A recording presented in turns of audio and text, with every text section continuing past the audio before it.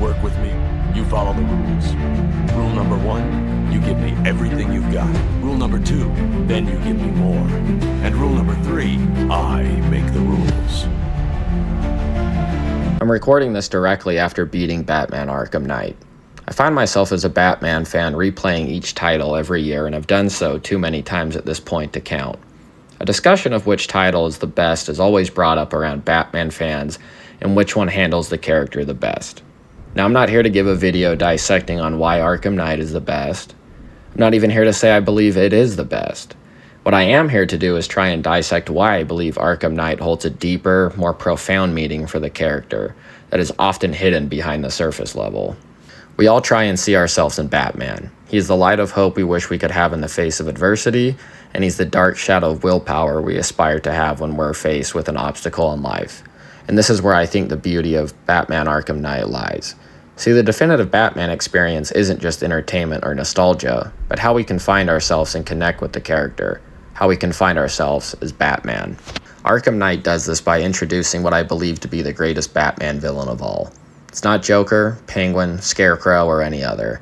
The greatest Batman villain is also Batman's greatest ally, his own willpower. If left unchecked, he could go down a dark path he'd never come back from.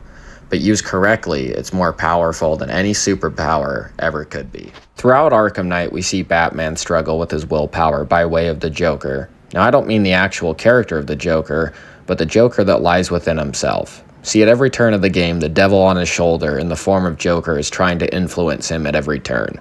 He sees his friends die, city be overrun, and is mentally and physically beaten over the course of the entire night. All with this Joker on his shoulder pushing him to fall into the abyss and let it take control, to embrace his deepest, darkest fears and choose the path of least resistance. To give up, it would be easier. There's one thing every Batman fan can agree upon, is Batman does not give up. He does not give in, and he will fight until his last breath. And that is what this Batman does. At every turn of Arkham Knight, that temptation is there taunting him, giving him an open invitation to take the easy route. But Batman never does. Batman never reacts to this Joker, he never speaks to this Joker, and he never lets this Joker think for a second that he will win. He faces his fear head on. He fights back. He masters his fear so well that he becomes the fear of his own fear. This Joker is Batman's true test of willpower, just like our fears are our true test of willpower. Should we react to our own fears? Should we speak with our fears? Or should we let these fears believe they are going to win? We as Batman fans, and more importantly as humans, deal with this same struggle every day. Every day we wake up with that one Joker on our shoulder. We wake up with that choice of whether to let the Joker on our shoulder control our fates and lead us into the abyss. But we also wake up with the Batman that is within us all. The Batman that tells us to keep going. The Batman that tells us to fight back. The Batman that tells us that deep down through all that fierce exterior, we too have the heart and willpower to achieve anything we want.